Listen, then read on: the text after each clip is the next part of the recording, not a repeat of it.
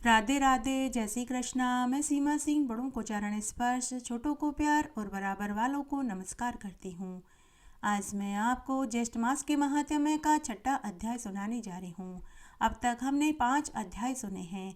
आशा करती हूँ आपको सभी अध्याय अच्छे लग रहे होंगे। अगर आपको यह अध्याय अच्छा लगे तो इसे ज़्यादा से ज़्यादा लाइक करें, अपने दोस्तों रिश्तेदारों में ज़रूर शेयर करें ताकि उन्हें भी ज्येष्ठ मास के महात्म्य को सुनने का संपूर्ण फल प्राप्त हो। अगर आपका कोई भी अध्याय सुनने से छूट गया है तो डिस्क्रिप्शन बॉक्स में मैं उसका लिंक छोड़ दूंगी। आप वहां से अपना छूटा हुआ अध्याय सुनकर पुण्य लाभ कमा सकते हैं।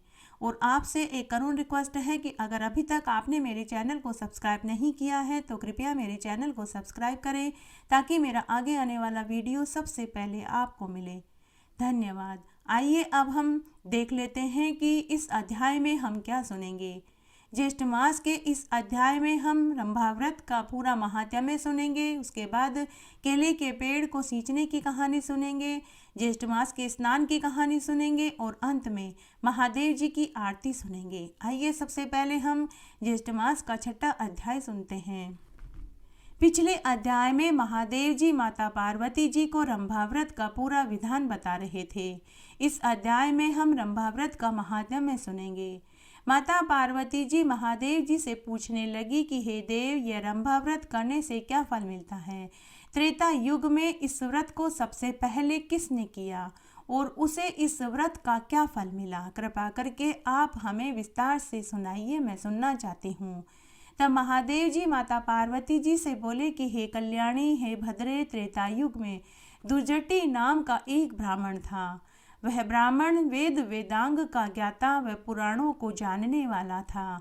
वह बहुत धनी था। वह अपनी पत्नी व माता पिता के साथ रहता था। उस ब्राह्मण को कोई किसी चीज की कमी नहीं थी, लेकिन वह संतानहीन होने के कारण हमेशा दुखी रहता था। उसने संतान प्राप्ति के लिए अनेक यज्ञ, हवन, पूजा पाठ, व्रत, उपवास, दान पुण्य किए, लेकिन सभी निष्फल हो गए। तब एक बार उसके व्रत और दान से उसे पुण्य फल मिला। तब उसे एक सुंदर सुशील कन्या पैदा हुई। वह कन्या इस तरह से बढ़ने लगी जैसे शुक्ल पक्ष का चंद्रमा बढ़ता है। ब्राह्मण की वह कन्या अति सुंदर गुणवती थी। वह किसी देवलोक की अप्सरा की भांति सुंदर प्रतीत होती थी। जब ब्राह्मण की वह कन्या विवाह लायक हुई तो ब्राह्मण सोच में पड़ गया कि मेरी इस सुंदर कन्या को किसके साथ ब्याह करूं। इसके समान तो मुझे कोई वर दिखाई ही नहीं देता। तब वह ब्राह्मण अपनी कन्या के लिए वर खोजने घर से निकल पड़ा। तब खोजते खोजते वह एक गांव से दूसरे गांव, एक नगर से दूसरे नगर में वर ढूंढता रहा। फिर वह राजाओं के क्षेत्र में पहुंचा, लेकिन उस ब्राह्मण को अपनी कन्या के योग्य कोई राजा भी उचित नहीं लगा।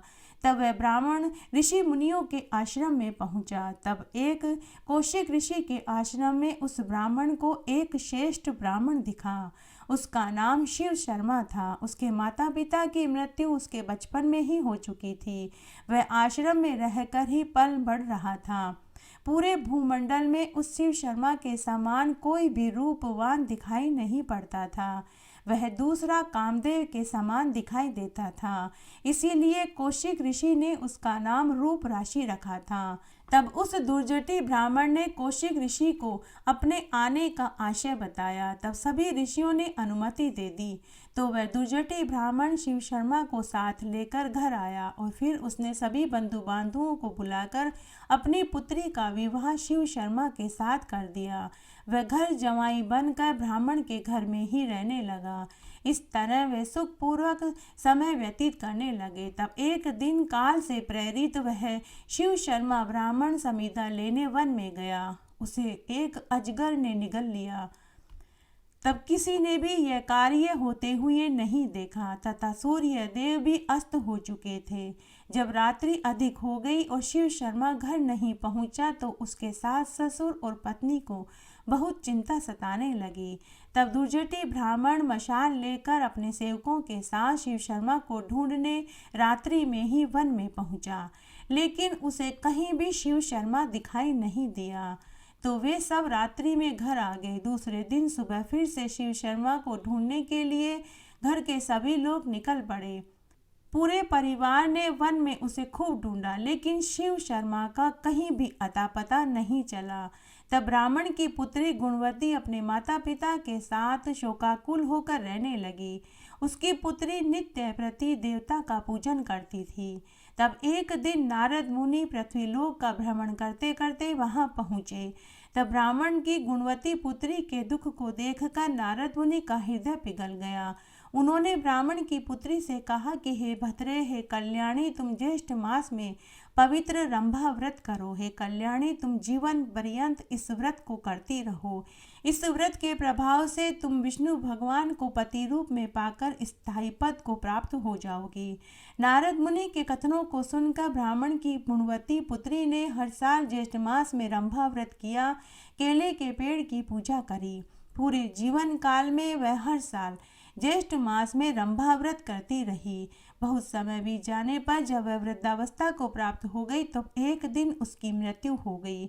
उसी समय एक देव विमान आया। वह दिव्य देह धारण करके देव विमान में बैठकर स्वर्ग चली गई। वह उस व्रत के पुण्य प्रताप से भगवान विष्णु की वल्लभा तुलसी हुई। भगवान विष्णु को तुलसी से अधिक कोई प्रिय नहीं है। हे पार्वती, यह पूरा रंभा व्रत का महात्म्य मैंने तुम्हें सुनाया। स्कंदमुनि आगे बोले कि इसी व्रत को माता पार्वती जी ने किया तो वे शिव जी की प्राण प्रिया हुई। जब ऋषि मुनियों ने रंभा व्रत का महात्म्य सुना तो उन्होंने स्कंदमुनि का फूल माला और शाल ओढ़ाकर स्वागत किया और पूजन किया और प्रणाम किया। ज्येष्ठ मास में दान करने का क्या श्रेष्ठ फल मिलता है, आइए अब हम इससे संबंधित एक पौराणिक कहानी सुनते हैं। एक बार एक राजा था। एक दिन राजा के मन में सवाल आया कि मनुष्य को मरने के बाद क्या हाल होता है, क्या आत्मा होती है, मरने से पहले और बाद में क्या होता है। राजा ने दूसरे दिन अपने सवाल को पूरे दरबार में सभी से पूछा। सभी दरबारी, मंत्री, प्रजा कोई भी उत्तर नहीं दे पाया। तब राजा ने कहा कि जो भी आदमी रात भर शमशान में मुर्दे की तरह रहेगा और उसको उस समय क्या क्या विचार आते हैं, यह पूरी बात अगर वह मुझे बताएगा तो मैं उसे 500 स्वर्ण मुद्राएं दूंगा। राज्य में बहुत से गरीब और कंजूस लोग थे। उनमें से एक कंजूस राजा के महल में आया और शमशान में पूरी रात रहने, कब्र में सोने को तैयार हो गया। राजा ने आदेश दिया कि इस इंसान को अच्छे से अच्छा भोजन खिलाओ, अच्छे से अच्छे कपड़े गहने पहनाओ और इसकी शव यात्रा निकालो। और पूरी नगरी को आदेश दिया कि पूरी नगरी शव यात्रा में इसके साथ चले। पूरा नगर कंजूस की शव यात्रा में चल पड़ा। कंजूस को जब कब्र में ले जाया जा रहा था तो वहाँ एक गरीब फकीर उस कंजूस के पास आया और बोला कि अरे भाई, तुम तो मर रहे हो, अपने अच्छे अच्छे कपड़े और गहने मुझे दान कर दो। लेकिन कंजूस ने उसकी एक नहीं सुनी। गरीब फकीर बार बार यही बात दोहराता रहा। तब कंजूस ने उसे कुछ नहीं कहा। इस तरह शव यात्रा शमशान तक पहुंची। वह फकीर भी उसी शव यात्रा में शमशान तक आ गया। जब कंजूस को कब्र में लिटाया जा रहा था तो उस फकीर ने वापस आकर कंजूस से कहा कि अरे भाई, तुम तो मर रहे हो, तुम कुछ तो चीज़ मुझे दान में दे दो। बार बार उस फकीर के भीख मांगने से उस कंजूस को गुस्सा आ गया। तब उसने कब्र के पास पड़े हुए कुछ मुट्ठी खजूर उस फकीर को दान में दे दिया। उसके बाद उस कंजूस को कब्र में लिटाया गया। जब कंजूस को कब्र में लिटाया गया तो उसके लिए एक छिद्र छोड़ दिया ताकि वह रात भर सांस ले सके। आधी रात्रि हुई तो वहाँ एक जहरीला सर्प आया। वह कंजूस को डसने आया था। सांप ने अंदर जाने की बहुत कोशिश करी, लेकिन वह कब्र में घुस ही नहीं पा रहा था। अंदर कब्र में पड़ा हुआ कंजूस डर गया। कंजूस कब्र में पड़ा पड़ा डर गया। उसे महसूस हो गया कि बाहर एक सर्प है जो उसे डसना चाहता है। थोड़ी देर बाद सर्प वहाँ से चला गया। तब कंजूस ने हाथ से टटोला कि सांप छिद्र में से अंदर क्यों नहीं आ पाया, तो उसने देखा कि जो खजूर उसने फकीर को दान में दिए थे वही खजूर उस छिद्र के बीच में आ रहे थे। वह खजूर उस छिद्र के बीच में आकर उसे बचा रहे थे। वे दान में दिए हुए खजूर उस कंजूस की रक्षा कर रहे थे। उन खजूरों ने सांप को कब्र के भीतर आने से रोका। यह समझ में आते ही उस कंजूस का माथा ठनका। वह कंजूस समझ गया कि वह क्यों बच पाया। उसका एक मुट्ठी पिंड खजूर उसके लिए अस्त्र शस्त्र बनकर उसे बचा रहे थे। दूसरे दिन दरबारी व मंत्री उसे कब्र में से निकालकर राजा के पास रथ में बैठाकर के ले आए। तो राजा ने आते ही उससे पूछा कि अरे भाई बताओ, मरने के बाद कैसा महसूस होता है? तुमने रात भर क्या महसूस किया? तुम्हारे मन में क्या क्या विचार आ रहे थे? तब कंजूस राजा से बोला कि राजा जी, मरने के बाद अगर कोई चीज काम में आती है तो वह है दान। सभी धर्मों यज्ञों में श्रेष्ठ है दान। उसके बाद कंजूस ने अपने धन को गरीबों में बांट दिया। कंजूस में जो परिवर्तन आया उसे देखकर उसके घर वाले पड़ोसी सभी आश्चर्य में पड़ गए। एक कंजूस को भी दान का महत्व समझ में आ चुका था। ज्येष्ठ मास में एक मुट्ठी खजूर दान करने का भी बहुत अक्षय फल मिलता है। आइए अब हम ज्येष्ठ मास में केले के पेड़ को सींचने की एक अन्य कहानी सुनते हैं। एक बार बहुत छोटा सा गांव था। उस गांव में एक वैश्य दंपति अपने बेटा बहू और अपनी कुंवारी बेटी के साथ रहते थे। वैश्य के बेटे की बहू हर साल ज्येष्ठ मास में केले के पेड़ को सींचती थी। जब वह केले के पेड़ को सींचने जाती थी तो अपनी कुंवारी ननद को भी साथ ले जाती। पूजा करते समय वह विष्णु भगवान से मन ही मन कहती कि हे विष्णु भगवान, आप मुझे एक बेटा दे दो तो मैं अपनी कुंवारी ननद का ब्याह आपके साथ करा दूंगी। भाभी ने पूरे ज्येष्ठ मास में केले के पेड़ की पूजा करते और सींचते समय यही कहा। तब भगवान सोच में पड़ गए कि आज इसकी सुन लेते हैं, फिर मैं देखूं यह मेरे साथ अपनी ननद का ब्याह कब और कैसे कराती है। इस तरह समय बीतने लगा। 4 महीने बाद भाभी को गर्भ ठहर गया। 9वें महीने में भाभी को एक सुंदर पुत्र पैदा हुआ। तब भाभी तो अपना वचन भूल गई, लेकिन भगवान नहीं भूले। बेटा होने के बाद जब भाभी 1.25 महीने बाद अपने बच्चे को लेकर मायके में जा रही थी तो रास्ते में उसे वही केले का पेड़ मिला। पुराने जमाने में लोगों को कहीं आना जाना होता था तो वे खेतों की मुंडेर से पैदल पैदल जाते थे या फिर जंगल में से होकर जाते थे।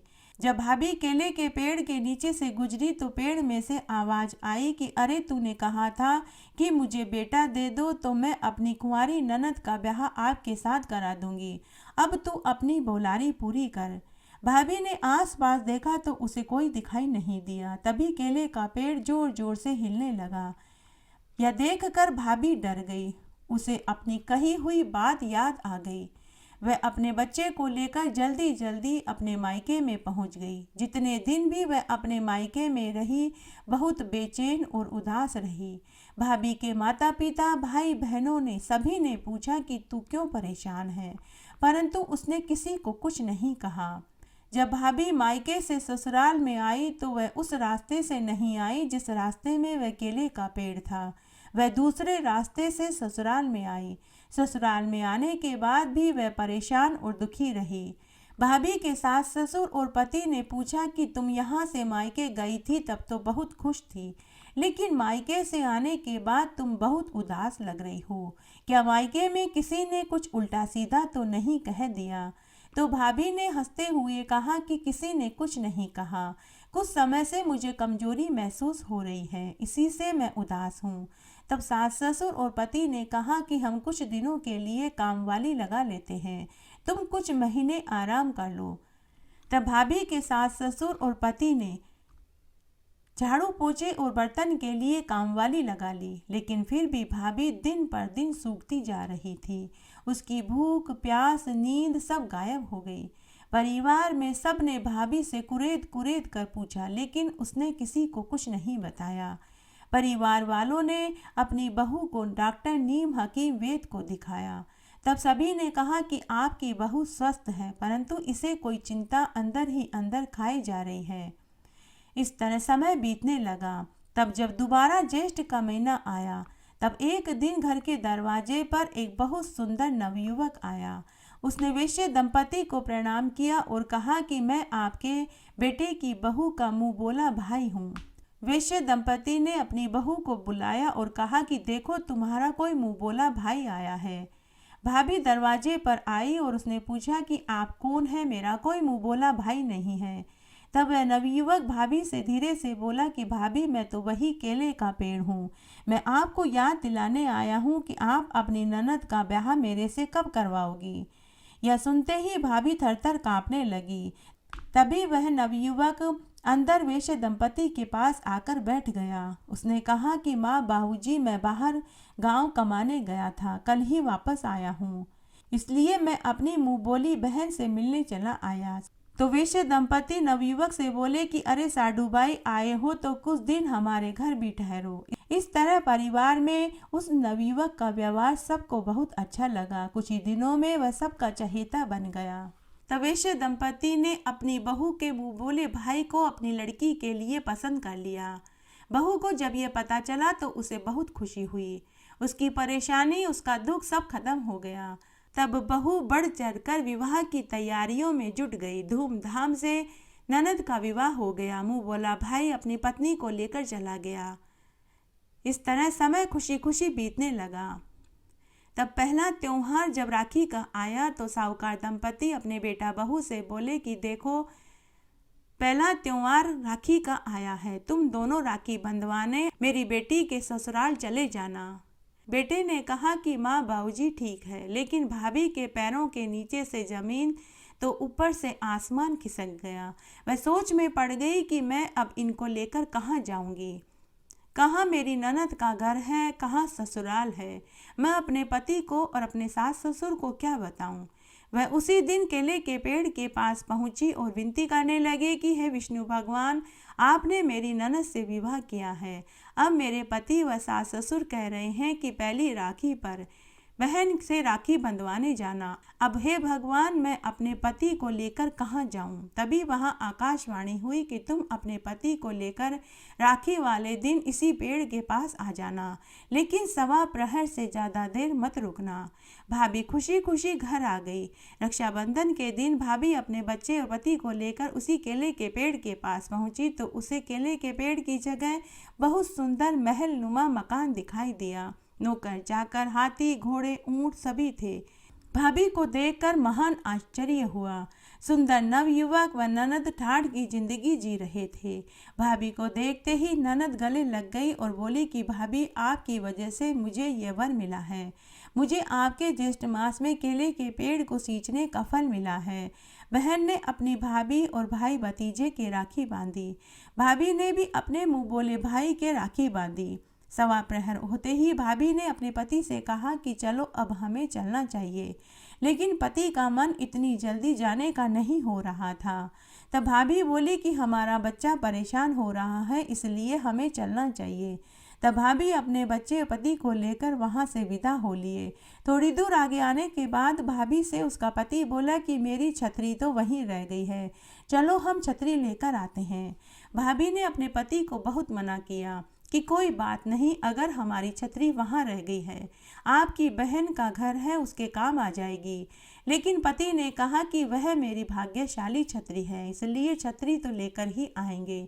पति नहीं माना। तब वे वापस उसी स्थान पर पहुंचे, लेकिन वहां पहले जैसा न कोई महल माड़ियां था, न ही नौकर चाकर, हाथी घोड़े ऊंट दिखाई दे रहे थे। दूर तक धूल उड़ रही थी, उजाड़ वन था, मात्र एक केले का पेड़ था जिसके ऊपर छतरी लटक रही थी।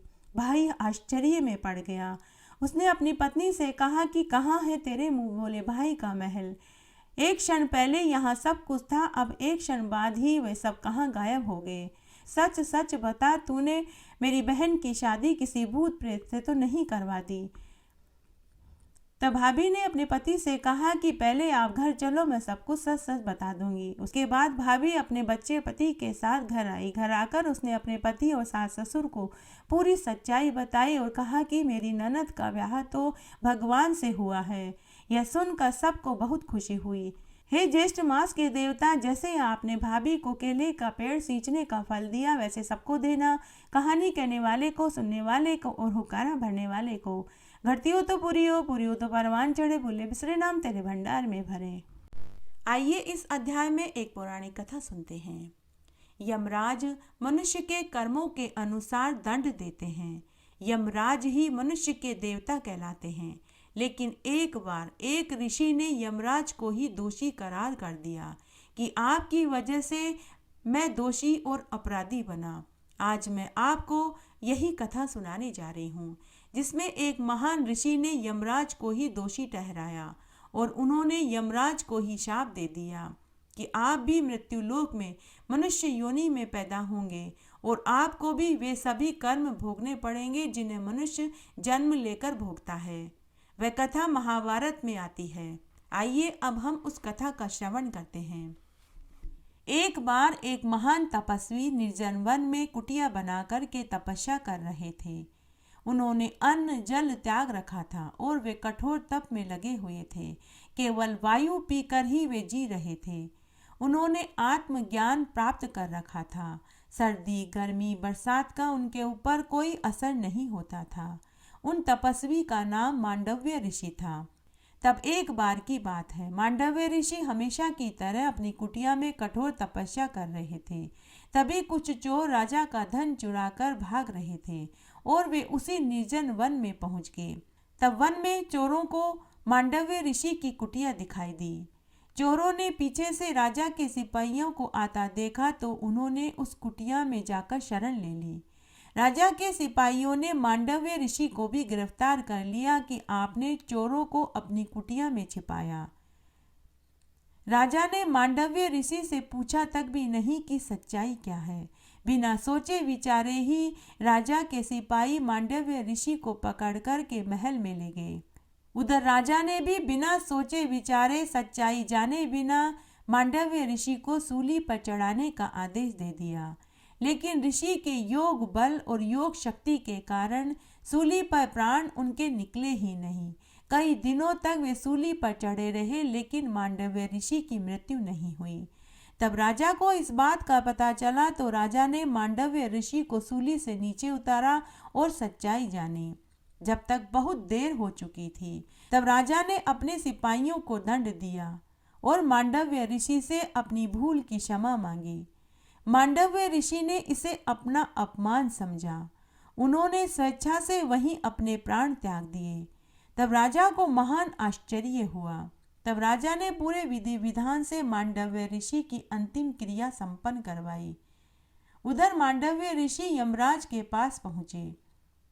यमराज के पास पहुंचकर मांडव्य ऋषि ने यमराज से पूछा कि हे यमराज जी, मैंने अपने जीवन काल में कोई पाप कर्म नहीं किया। जब से मैंने होश संभाला है तब से मैं तपस्या में लीन हूँ। फिर किस पाप कर्म से मेरे ऊपर चोरी का इल्जाम लगा और मुझे सूली पर चढ़ाया गया। तब यमराज ने मांडव्य ऋषि से कहा कि हे मुनिवर, जब आप 8 बरस के थे तब आपने हाथी की सूंड में सुई चुभो दी थी। इसी कारण आपको यह सजा भुगतनी पड़ी।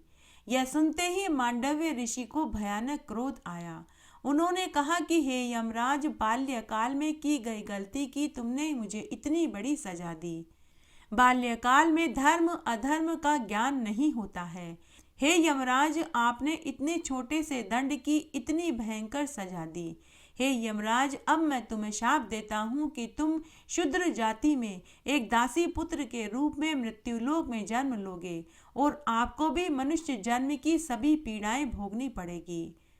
उसके आगे की कथा के अनुसार जब महाभारत में उत्तराधिकारी की समस्या पैदा हो गई, जब चित्रांगदा और विचित्र वीर्य की असमय मृत्यु हो गई, तब सत्यवती ने अपनी दोनों पुत्र वधुओं अंबिका व अंबालिका को ऋषि पुत्र व्यास जी के पास संतान प्राप्ति के लिए भेजा।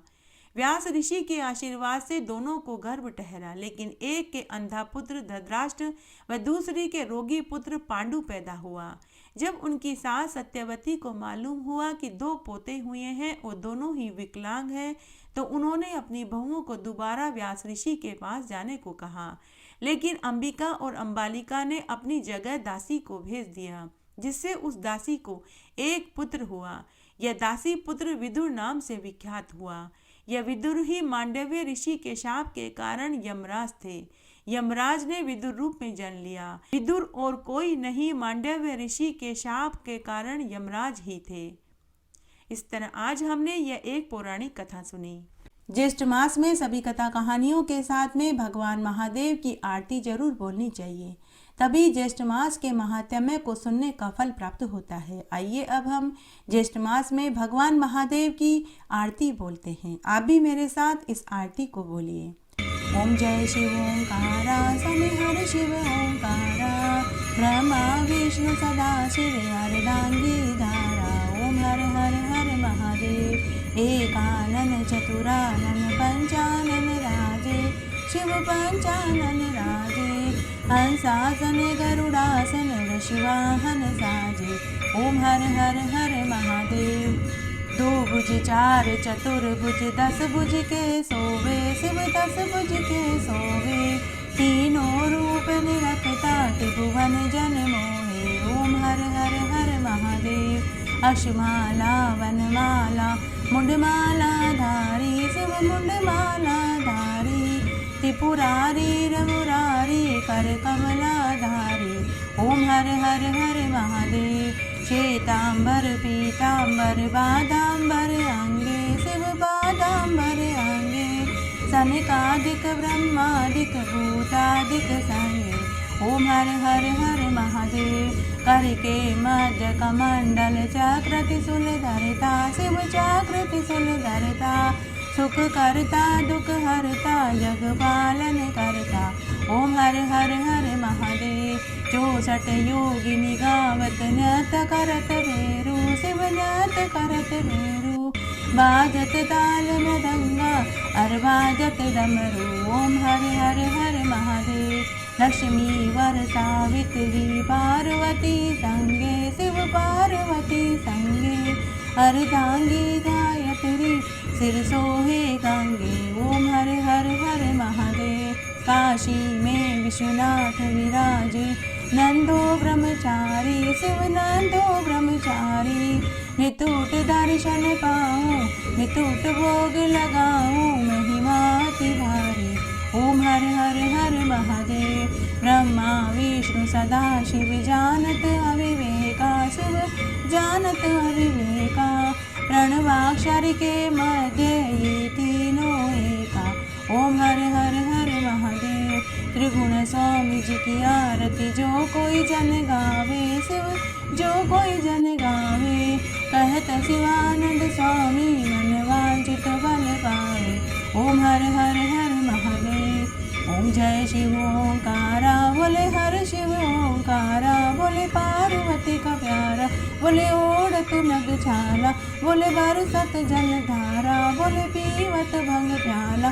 बोले पहनत मुंडमाला, बोले भोलेनाथ सदा शिव, काशी विश्वनाथ सदा शिव, पार्वती का प्यारा। ओम हर हर हर महादेव। इस तरह आज हमने ज्येष्ठ मास का 6वां अध्याय सुना। आशा करती हूँ यह आपको जरूर पसंद आएगा। मेरे साथ बने रहने के लिए आपका धन्यवाद। आगे आने वाली कथा कहानियों के लिए भी आप इसी तरह मेरे साथ बने रहें। धन्यवाद।